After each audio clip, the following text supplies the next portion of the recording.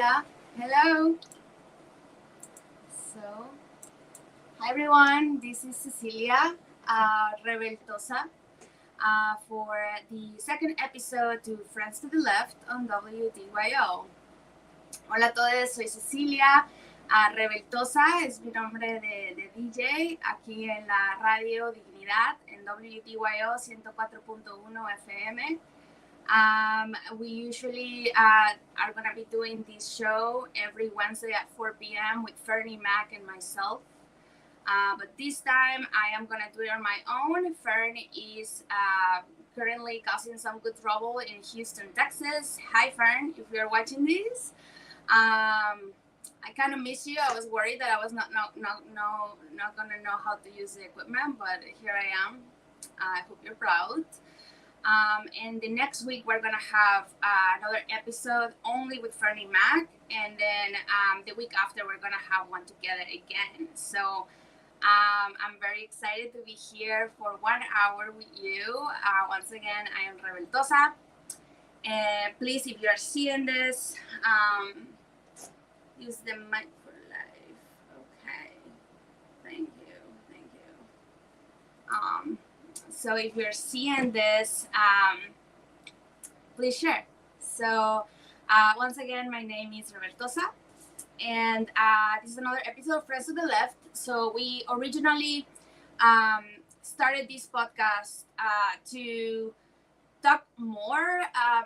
Fern and I, we're both friends and we're both organizers that spend most of our time on the ground. And we're always grappling with questions about how to organize better, how to become more efficient at our work, how to identify any kinds of actual challenges that we as organizers experience when we are on the ground trying to support workers to get the changes that they want in their workplaces or in their apartment complexes. So this is what this show is about. Just trying to build some connections, start some conversations that we need to have, because we know that if you're trying to create some good trouble, you're gonna go to try to find resources, and there's just not a lot out there, because not a lot of people are even engaging on the work or trying to answer some of these questions. So we're creating a space for you to also, if you have any questions, if there's a specific thing that you would like support with, if you are thinking of organizing your workplace, starting a new group, you're thinking of standing up to your landlord and you're having any kinds of questions, this is what this space is for as well. So, last episode, we introduced the show a little bit for y'all. We talked a little bit about the work that we're doing. Fernie Mac talked a little bit about the work that he's doing with Unemployed Workers United, talking to staffing agency workers, the union that he helped form at Three Brothers Coffee. And I talked a little bit about the work that I do at Workers Dignity. And also share one of my favorite parts of last week was getting a chance to learn a little bit about what is the first organizing experience that you have, or what is the first experience or the first time that you can recall where you were engaging in something that you could say is collective action, right? So maybe you organize a food fight, which was Fern's example, right? Where he, in 8th grade, got a lot of his classmates together, and a lot of their classmates were like, hey, we don't feel respected at our school. The principal doesn't really care about us. They don't really see us as people. And they organized a food fight and got the director's attention, the principal's attention, this person that had been bothering them as a class. They had a space where they had their full attention. My example was organizing around the dress code, also in my middle school, where I used to go to a very, very strict middle school in a very Catholic country in Mexico. So a lot of the schools, even if they're not Catholic, they resemble that culture. And We protested some very strict dress code that had to do with our shoes and how our shoes look like. So we all like threw our shoes out the window. And, you know, I love these two examples because they're so natural. Also, reminder, if you also have an example of, you know, an instance in your childhood where you build power this way, even without knowing that you were actually like engaging in some collective action or like building power with your peers, like, please, I would love to know. I love to hear stories like that because I know that they are a lot more common than we think. And the reason that we ask for that is to identify what it means, right? To get to the bottom, like, what does it even mean to build power? Like, what are we always talking about as organizations? Like, hey, let's build power. Let's, you know, create change. Like, what does that even mean? And why do so many of us have instances in which, as young people, we were so well positioned to be able to do that successfully, and now that we are, you know, adults and we have a lot more knowledge on our backs, and we would think that we would be able to do it better, but it actually is the opposite, right? We talked about how it could be because of fear of losing jobs, not having responsibility, perhaps having more shame as adults, you know, because the system where we live in tends to increase the shame that we feel, right? It makes us more conscious about our class status, about our race, and we start behaving in different ways, right? We are programmed into this culture that depends on shame, on the working class feeling ashamed of who they are. We also talk how, you know, being in school as kids might give us more time to build community. We don't have a lot of responsibilities, which is also why we don't have that much fear of, you know, losing income. But also, you know, we just spend more time. We have more time to be with each other, right? And, you know, it all starts right there. All the kinds of questions that we want to have. So, you know, I'm going to talk a little bit more about what it means to organize or build power. So, like, to set the groundwork for, you know, the next episodes where we're going to be diving into some of the deeper questions that, you know, Freddie Mac and I have been asking ourselves as friends, as organizers, as, you know, people who are trying to build something here in Nashville, right? People who believe in the South are asking ourselves. And so, yeah, I hope you enjoyed it. So yeah, let me drink some.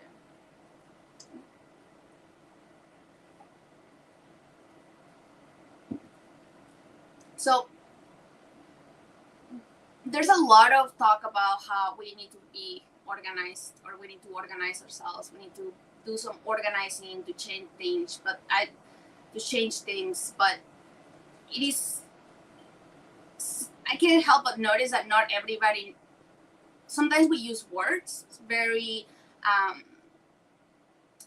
you know, so frequently. We use these words, but we might not realize that we don't mean the same thing by them, right? Not everybody has the same definition. So I'm gonna like just break down what I mean when I say, hey, we need to organize, and organizing is the only way that is gonna get us out of the place that we're in. So, as you may know, there's many different kinds of power, right? So your boss, a corporation, right? And when we're thinking about the bosses, the rich bosses, we're thinking of the corporations, right? Like how the very few people that basically own a lot of the wealth and that are hoarding the wealth with working class people out of working class people's backs, right? They have money, they have lawyers, they have lobbyists, they have used these influence and resources, you know, since colonization, since they took away the land that wasn't theirs, and they have been using the resources that they're hoarding, you know, with the wealth that they're building of stolen land and of stolen labor, and that's a type of power, right? And then, but that is not the only kind of power, right? Like we have the power to influence something to happen. And working class people also can create power if we know how to play by the advantages that we have, right? So when we're thinking about creating change, right? So like one of the first trainings that we have here at Workers Dignity and like at other organizations is, you know, the theories of change, right? So I know that if you've been in, if you've worked for nonprofits of any kind, you know, from like service nonprofits to like movement organizations, you're encountering this word and you're saying like, what's your theory of change? And that might be, you might feel icky at this point of hearing that phrase, right? But okay, let's think for a second. There's a problem in your society that you want to fix. So one of my favorite examples, right, was from Jorgito. Hi, Jorge. When I was actually giving him this training, I was like, think of one problem in your community that you want to fix. And it can be silly, right? So for example, Jorge had an issue with potentially with kids, right? He was living in this apartment complex, and the apartment complex has a pool, and you know, some kids or somebody you will just happen to take a poop in the pool, right? And so like it was a constant problem. The pool at the apartment complex will get completely shut down, and folks will have to like, you know, not use the pool during the summer until the maintenance company or like the maintenance folks that took care of the building could like get rid of all the poop that was like in the pool. So that's a problem, right? Like it's a very real problem that was happening in his apartment complex. And so there are many ways to solve problems in a society, right? You have at the very, very right of the spectrum, you have what is like service, right? The service model is right here, I think, yeah. And then the organizing model is like right here, right? So this is like, service is one of the farthest away, you know, ways of addressing a problem from organizing, right? We have service, organizing. We have advocacy right here, and then we have mobilizing, and then organizing. Okay, just stacking that down. The service model addresses an issue at the individual level. So let's say I know that there are hungry people in the world, or I know that there is, you know, somebody is pooping in my apartment complex pool. What the service model does is that, okay, I see hungry people, I am gonna feed them, right, one by one, and I am gonna try to address this at an individual basis, right? So for example, the service model to address hunger will be what do you call those, like a soup kitchen, you know, a meals program. In the context of the pool, it will be that somebody might have to clean the poop every time there's poop. So just let's think about that for a second. Is that gonna solve the issue? Probably not, right? I can be feeding hungry people for the rest of my days, and there will still be people who are hungry. I can every time that's, you know, somebody poops in your apartment complex pool, and you pick it up, you clean it, they're just gonna do it again, right? And then you have you have the same problem like once again. That's what the service model does. And why doesn't it work though? Like if we ask ourselves, like, why could we be feeding the hungry for the longest time and there are always gonna be more hungry people to feed? Well, like number one, this is a systemic issue. Hunger is a systemic issue, right? It is caused not by there is also capitalism, colonialism, imperialism, that is creating this divide among the people that have the wealth and are hoarding the wealth, and the very majority of the people who are, you know, being oppressed, right? So capitalism necessitates poor people, you know.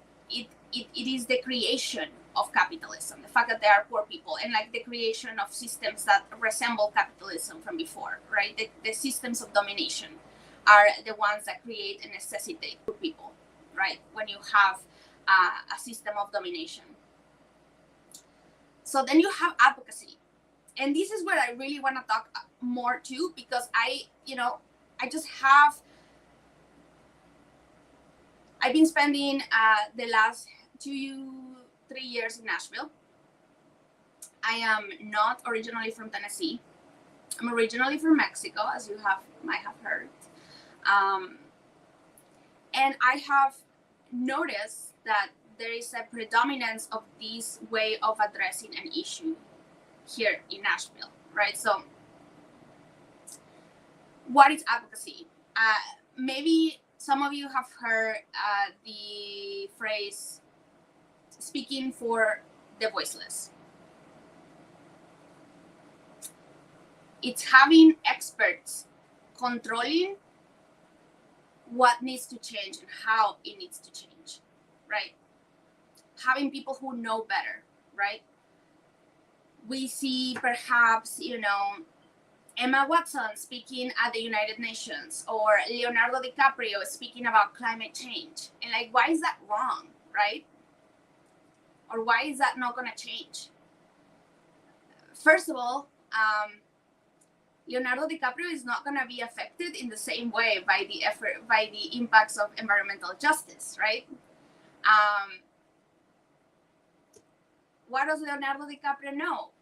Especially when he goes on vacations in Tulum, which is one of the most wasteful things that you can do.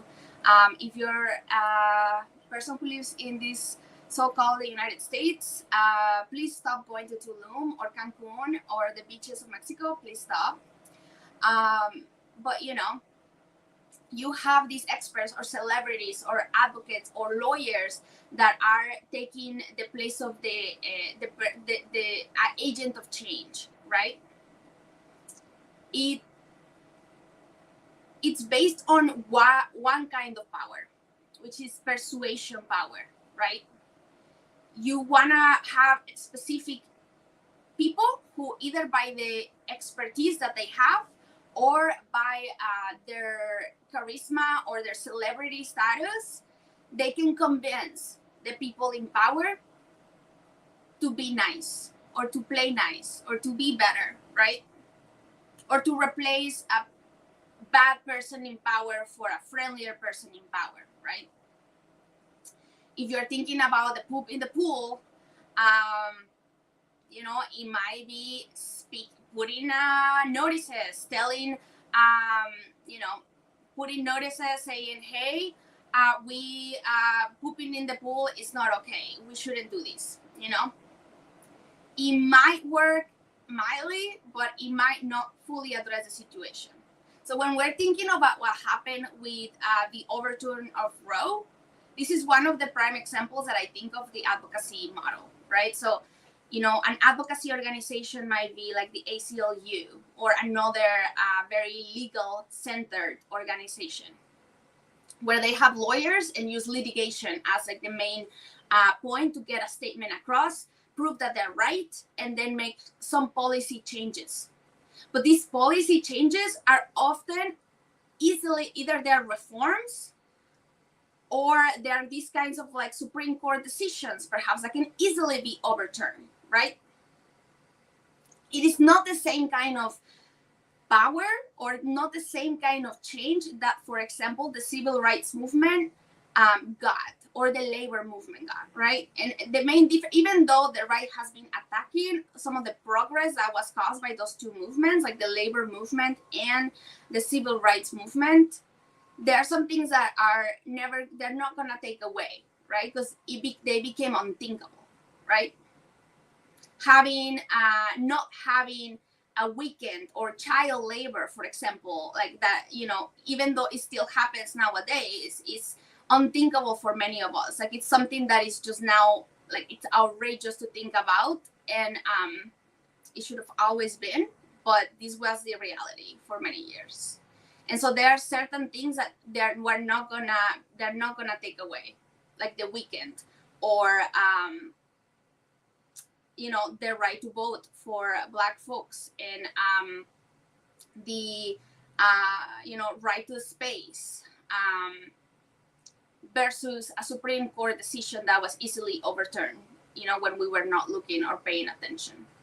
So that's why the advocacy model stays short, right? Because it relies on convincing the people who are in power, who don't really have the interest of shifting away to something different. So they don't, like, when we're thinking about interests, it's like the interest to uphold the current system or to tear it down.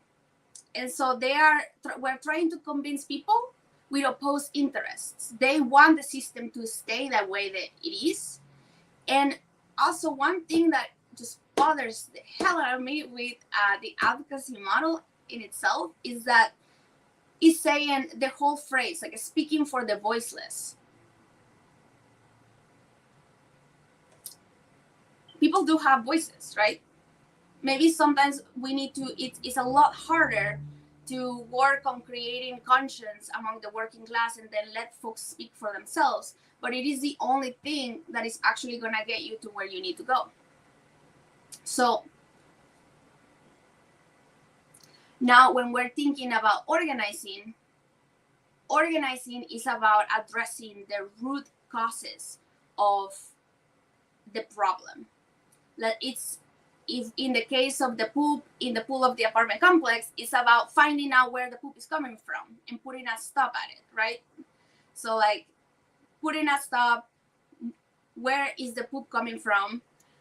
Where is the problem coming from, right? So it is addressing the root causes, and the solution is based on one thing, which is coercion. It's coercive power. It's forcing those that have the power to change the conditions, not convincing them and asking them to be nice.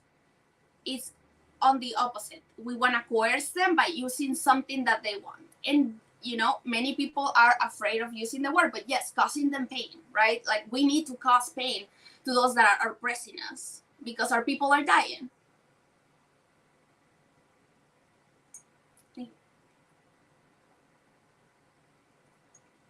And with that, I'm going to play one more song, and then we can continue. So please be sharing.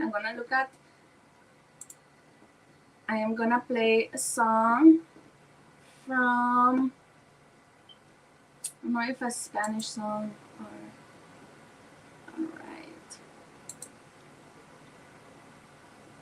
all right, I'm going to go with El Piquet Sign.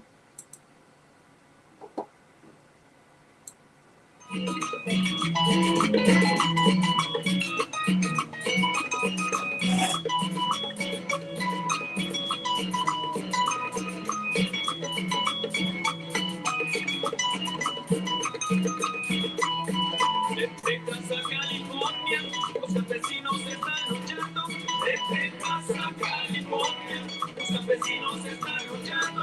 Los rancheros lloran, en las huelgas están temblando.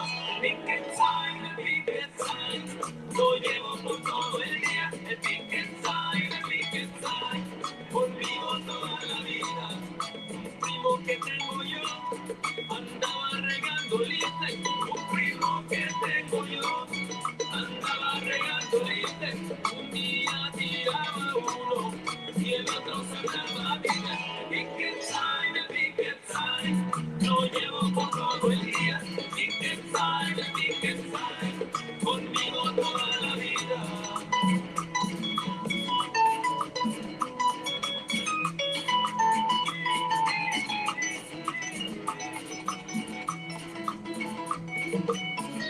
Saludos a Marilyn.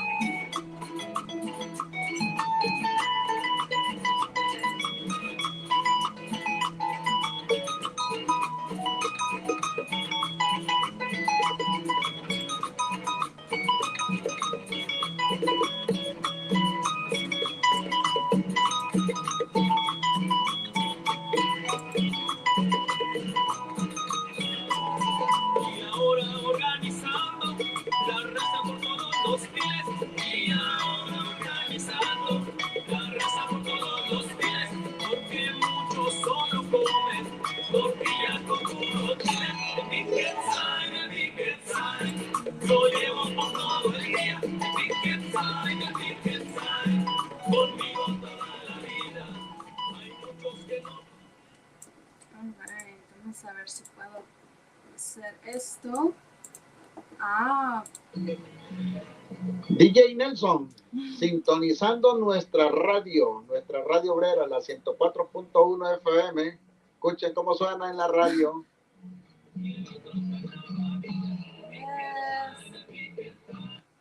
Un saludo para Nelson también y para Marlene de Honduras. Voy a tener que hacer unos episodios más en español. La razón por la que los estoy haciendo ahorita en inglés es porque pues la membresía aquí de Dignidad Obrera, la mayoría habla español y me tienen pues casi todas las horas del día. Y este es un espacio también para hablar un poquito con la gente que habla también inglés y hablar un poquito de cómo poder organizarnos mejor como clase obrera, todos juntos. Pero un saludo Nelson, un saludo Marlene. And so we're back. I was just saying to our folks, the members of Workers' Dignity and DJ Nelson, who is so cool. And if you speak Spanish, you should definitely check his show. He was a labor leader back in Honduras. And, after the coup, he experienced a lot of retaliation and persecution. And now he's a refugee in the United States. And, we're lucky enough that he moved to Nashville. So, like, if you speak Spanish, don't miss his show. 5 to 7 every weekday, where he brings in guests from Latin America, from Nashville, like a lot of workers to share their stories and their struggles. And his analysis is so sharp, and so part of the reason why I have a show right now. So I know I was just saying I spend so much time with our members, who most of them speak Spanish, and they have me for most of the hours of my week. So I decided to do this show with Fernie Mac in mostly English, but maybe we're gonna be doing some more episodes in Spanish too. So that was great to hear from them. So yeah, I mean, we were talking about how the different ways of addressing an issue, right? And we gave the example of a silly problem like having poop in the pool of your apartment complex, right? Like how do you address that using the different like theories of change, and what is organizing, what is advocacy, what is service, right? And I am not saying that there should be a complete fight. There's also an issue that I have, and I think we're starting to realize more and more, those folks that are in the movement, is that we're also not purists, right? We don't think that, we organize and that's it.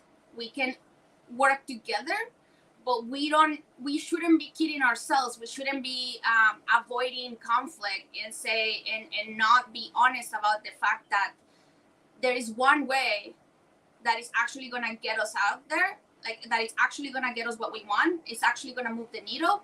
And that's only by building that collective power that can coerce the people in power, and that can make people in power actually feel and experience what it's like to feel in pain or afraid of losing something that they have, right? We want to get to that point. And, so a lot of the times we have different kinds of movements that are,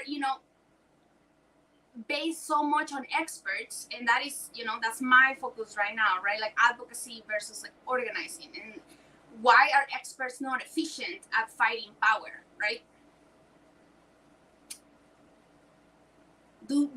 What does Jeff Bezos care about what scientists have to say? We knew that Exxon, they even funded the research that, proved that there was the effects of climate change and the correlation with fossil fuels. They even funded that. They were very much aware of what they were doing, and they hid it for years, right? And they didn't just hid it from years, they actually put a lot of money to, confuse the public, and to, even now, it's the reason that we have these climate change debates nowadays, right? Like, it's even climate change even real? Like, I can't believe that we're debating that, right? So that's the issue, right? The people in power do not care what scientists have to say. They are not gonna easily be convinced to be nice They're never gonna give you what you want if you just speak them nicely with the right argument. So it's not enough to be right. And if there's something that we can take out at the end of this program or this episode, is that it is not enough to be right. We don't just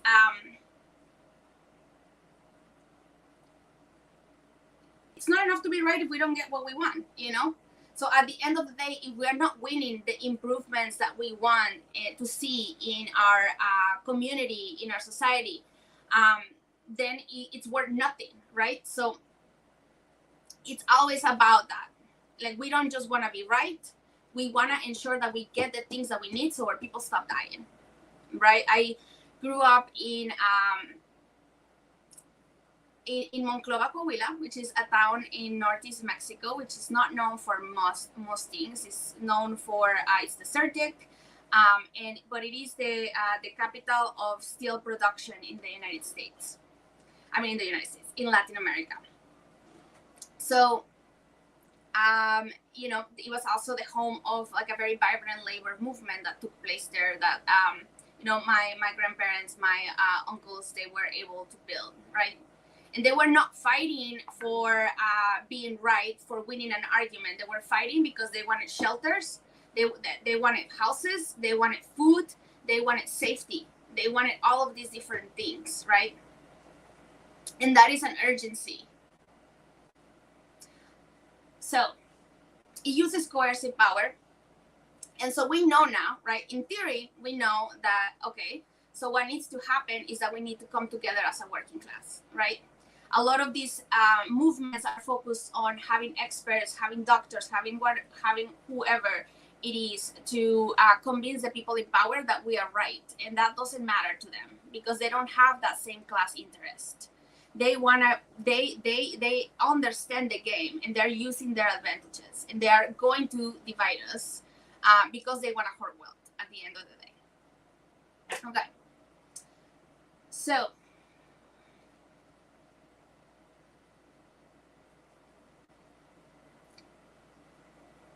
where is an area where we as working people have leverage? How do we speak to power in a way they understand? Right? That is money, right? So we need to start thinking, if we want to change conditions, we need to start thinking of like, what do we have going for us? Where do they want us? And one of the strongest tools for that is our labor, right? They try, you know, and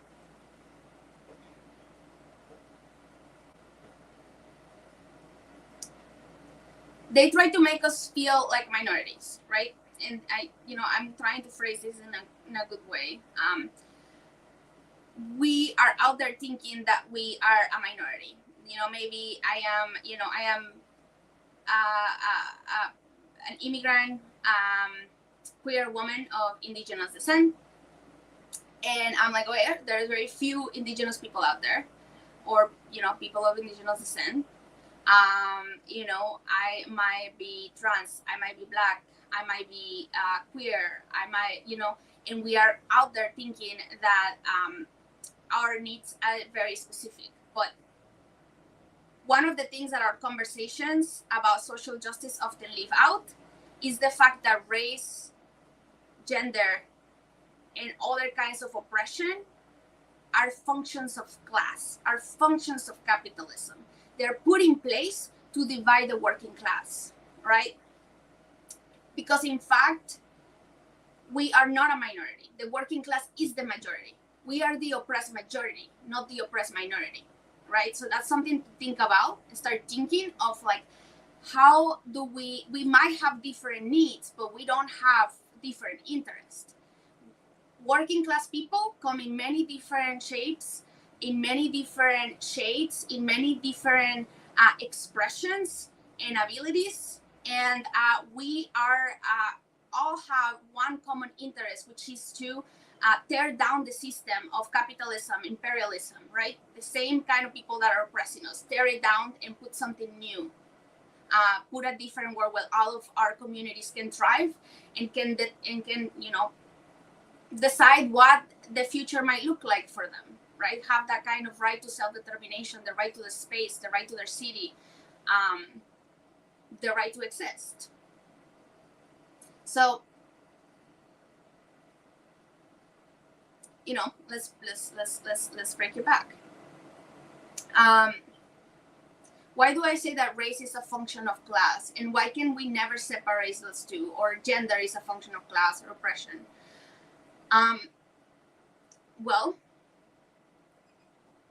you know, we can use the example of how it happened here in the United States, because racism is very specific to the history and the geography of a specific place, right? So, like, the racial oppression in the United States looks different than the one in Mexico, for example, right? Because we were colonized by different countries, and although it is very, very similar and very, very like similarly sinister and disgusting, it does operate differently. But so let's use the example of the United States, where oppression wasn't necessarily race-based before, until, like, you know, the slave trade, and you know, it started to create divisions that foster solidarity across class between poor white people and rich white people, right? You started to make white people that were poor, didn't own land, that they were better than others by giving them symbolic improvements. You were giving them like symbolic, you know, pats in the back. You know, maybe the right to have a weapon, maybe you know, something very mild, in slightly better treatment. And so you start creating, you have this whole this section of working class people who actually would benefit from tearing down the system like everybody else in the same pot. But you're manipulating the ideology, you're manipulating the well and now they think that they're better than other people, right? So when we're thinking of the system of capitalism, of colonialism, what the people that are hoarding the wealth put in place is a very inorganic way to hoard wealth and to union bust. It's a massive, large-scale union busting project that they did, right? So now poor white people think they're better, then you start dividing them, and but at the same time, they don't actually are benefiting much from the symbolic better treatment, this slightly better treatment. And it is true that they're going to have a little bit more mobility, because at the end of the day, it's a function. Race is a function. Racism is a function of capitalism. So it's going to be harder to be a person of color and move up the ladder. But once that you are here in the oppressive class, you know, the people who have sided with the oppressor come also in many different shades and genders and expressions and abilities, right? So it is very important to understand that. As a working class, that is the one area that we're going to be stronger, right? Because the majority that we have, if we're going to look at the common ground, if we're going to look at where our interests lay, as working class people, we all have the same interest of tearing the system down. We have different needs, and we need to learn how to address those needs among each other, advocate for our own needs within different communities that are part of the working class. But ultimately, we need to be building a working class united front, or we're never going to get the things that we want. It's always going to be a failed experiment, a failed effort, you know, a waste of our time, to be completely honest, right? So we are workers, and we are Black, we are workers, and we're Indigenous, we're workers and trans, we're workers and queer, we're workers and disabled, and we need to come together, right, to get the goods. And that's where the hard part is, and this is where actually, like, where our conversations, Fernie Mac and me, Rebeltosa, this is where our conversations lay, right? Like, we understand that this is what we need to do. We understand that we need to build a working class united front. But the main issue is, like, how do we do it, right? Like, how do we actually end up organizing? How do we create consciousness among working class people? And then how do we like build like a working class coalition where all of the communities get a say and get a seat at the table? So that's one of the biggest, I guess, questions that I've been having. And I just also want to say saludos a my mom, Santa, saludos a Ana, saludos a Leti, les quiero, gente. Yeah, so I think one of the biggest obstacles that we can have when we are organizing is the issue of the individual, right? So we live in this very individualist culture. And when I'm talking about individualism, I'm not talking about people who would like to be alone or people who would like to be in community. That's not it. I'm definitely an extrovert. If you have met me, like, I am an extrovert, but it's not about that. You can be an introvert and you can also understand how to live in a community. So collectivism means lowering yourself a little bit for the greater good, to be in a democratic space. So a lot of what organizing is not just reactionary, right? Which is also like another type of way to go about doing things, right? We can react, we can call out injustices, but building power itself, like being like an organizing, is not just about calling out injustices. It's not just about calling out the rich person that is stealing wages, calling out the calling out the governor, calling out the Supreme Court. It is not about that. It is about shifting that focus from the person that is oppressing us, the entity that is oppressing us, the state, to each other. Acknowledging that we are our greatest strength. Our numbers are our greatest strength. And how do we actually build something together, right? And how can we actually have the kind of dialogue with deep listening to understand that, hey, I am pissed. I am angry because I don't have healthcare. I am angry because I cannot pay rent. But you might be angry about something else. We are two working class people. We are both pissed, but why are you pissed, right? And how can we channel that anger to get the nice things that we deserve and we want, because we love each other, we love our people, and we want our people to stay alive, and we want as many of them to stay alive so they can continue to create culture and influence, because I myself cannot just be a representative of my community.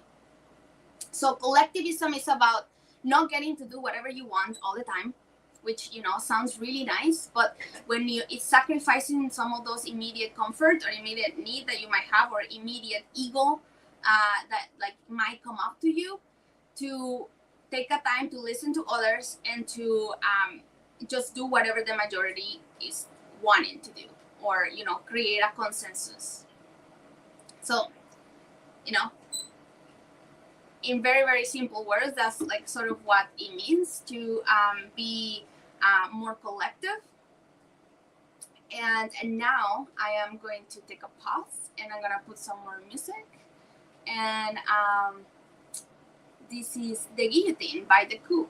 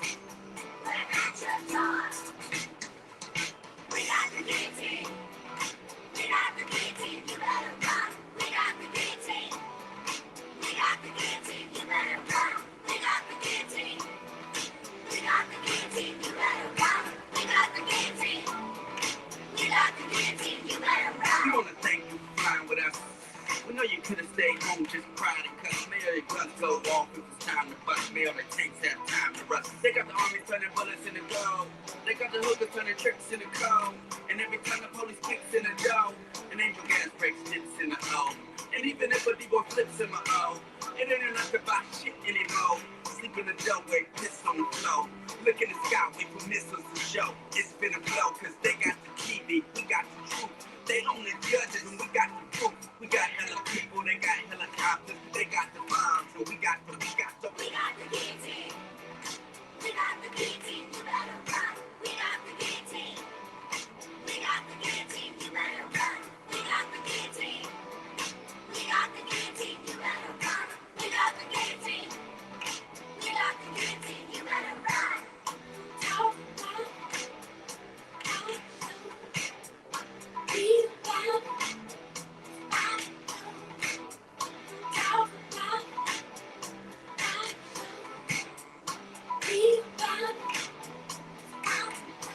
I just spit the dope lines. I don't doing them. Tell the boss cop police to escort them. You don't ride out them lies, you just caught them. Get off now, plug into this motor. No, you can't outlaw them. The rules are still golden. On the jewels we homes if we caught not stolen. If you press the ear to the turf that is stolen, you can hear the sound of limitations exploding. Please, sir, may we have another portion? We're children of the beast that dies the abortion. Neck plate firm between the floor and the caution. We'll shut your shit down, don't call it extortion. Caution, we're coming for your head. So call the feds and get filed for shred. Every textbook read said bring you the bread. But guess what we got you instead? We got the guillotine. We got the guillotine, you better run. We got the guillotine. We got the guillotine, you better run. We got the guillotine. We got the guillotine, you better run. We got the guillotine. We got the guillotine.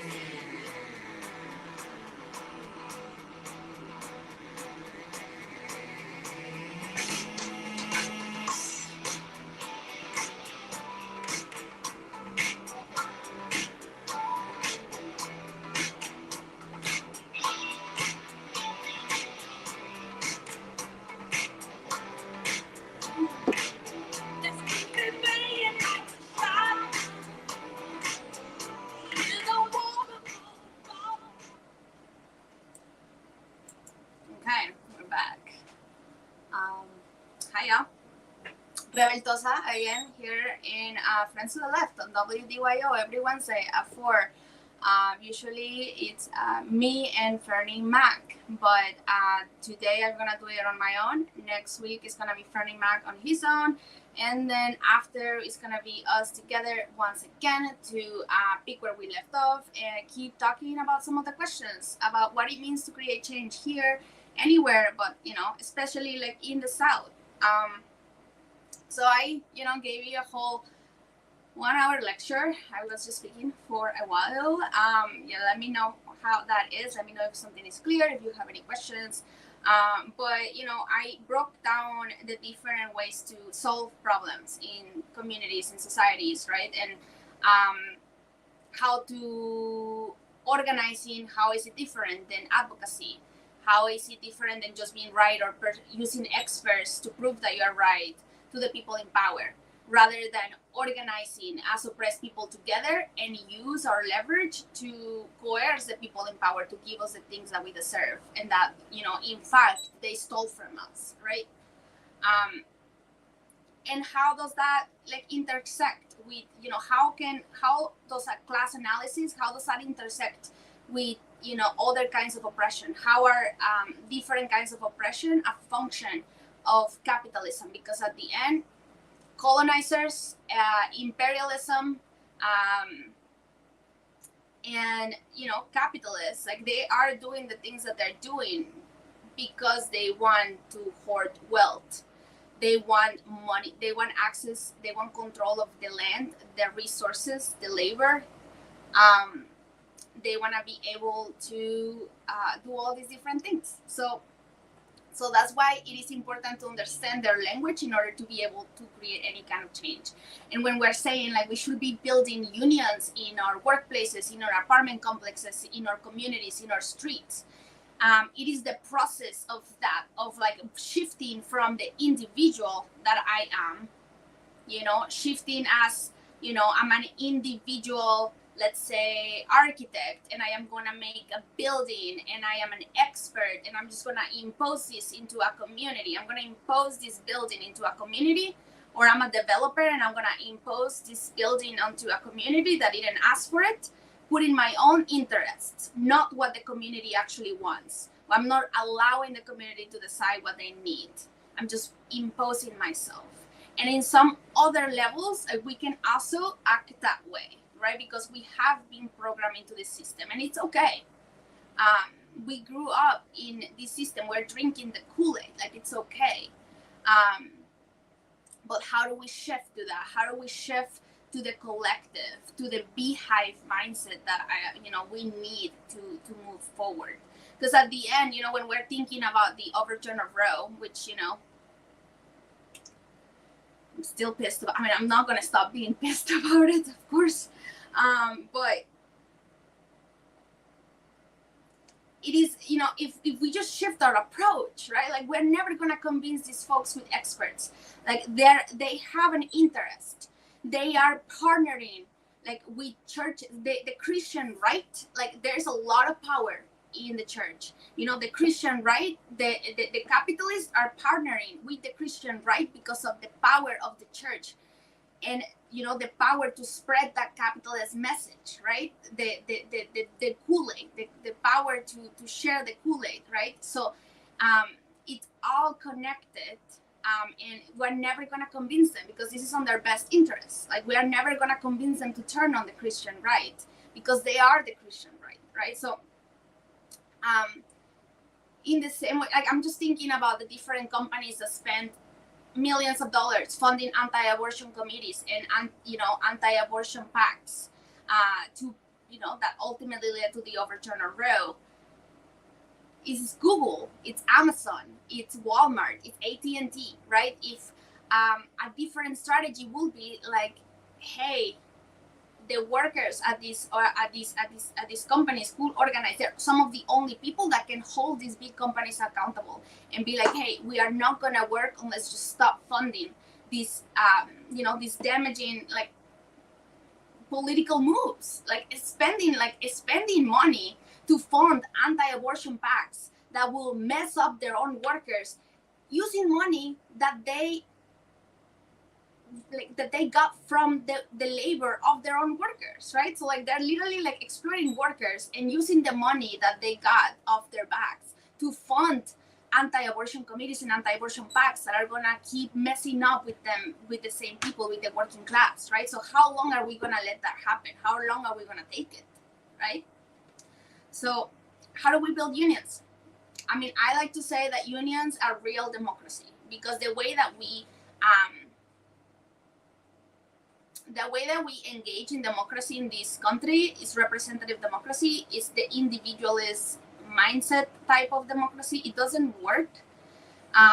Democracy takes work. Democracy is not just about voting for your favorite representative and thinking they're just gonna represent you every time, right? Democracy is actually having input over the decisions, having assemblies, having committees, having unions where, like, people are democratically choosing and making decisions and participating in every step of the process, because a single person, a single individual is never going to represent a community, and it's always going to let us down. Anyways, so we're going to be talking a little bit more about what it is and how do we actually build unions. But basically, you listen to each other. Everybody's pissed about something completely different, or might be the same thing that you are pissed about. But don't assume that another worker, another working class person, is pissed about the same things that you are. And in this context, this is when we are thinking through all the different needs, right? Racism in the workplace, transphobia in the workplace, or different kinds of things. Building unions also means talking to people who you don't usually agree with. When we're talking about workplace organizing or apartment complex organizing, workplaces and apartment buildings come with people of all different types of belief systems and attitudes and personalities that sometimes you don't mess with. You don't like it. You wouldn't be friends with them otherwise. But It is about learning how to work together with them and how to be able to bring them in and to make them realize that anything that they might want to change, and you can bet they want to change something because they're your neighbors and they're your co-workers, and you're all experiencing similar conditions, right? You bet they want to change something.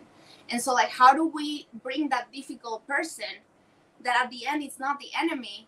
How do we bring in consciousness into them, awaken their consciousness into saying, hey, we need to organize together, we need to work together to actually get some of the nice things that we want and deserve, right? Like a raise, making our, getting a raise, getting safety equipment, getting the building repairs that we've been needing, that we've been asking for to management by ourselves individually. How do we get those? It's about learning how to do that, right? Maybe about like, how do we make Google accountable if we're part of the Google's union? Like, how do we make Amazon accountable, right? Like all those different kinds of questions that you can solve. So it's about working with people that we wouldn't usually work with, bringing new people in, and like actually participating and listening in decision making. So I broke it down a little bit about what it is like, how is it different, advocacy than organizing. So if I want to have just one key lesson, one key thing that I would love for y'all to remember and take with you is that it is not enough to be right. People in power don't care if they're wrong. What they want is more access to wealth and resources. So we need to start organizing for the things that we want together. It's okay if we have separate, fragmented movements to define our own priorities, but the end goal should always be bringing workers together, right? Let's organize in different communities for our own priorities, but then we need to build something together, because otherwise that's the only leverage that we have. So organizing is about using our leverage to cause the people in power some pain and coerce them to give back some of what they've stole from us, right? So that's about it for today. Please let me know what you think. Please let me know if you have any stories, if you have any feedback. And I am just gonna leave you with a song. It's been great. This is Revoltosa, y'all, every Wednesday, 4 p.m. Don't miss Friends to the Left.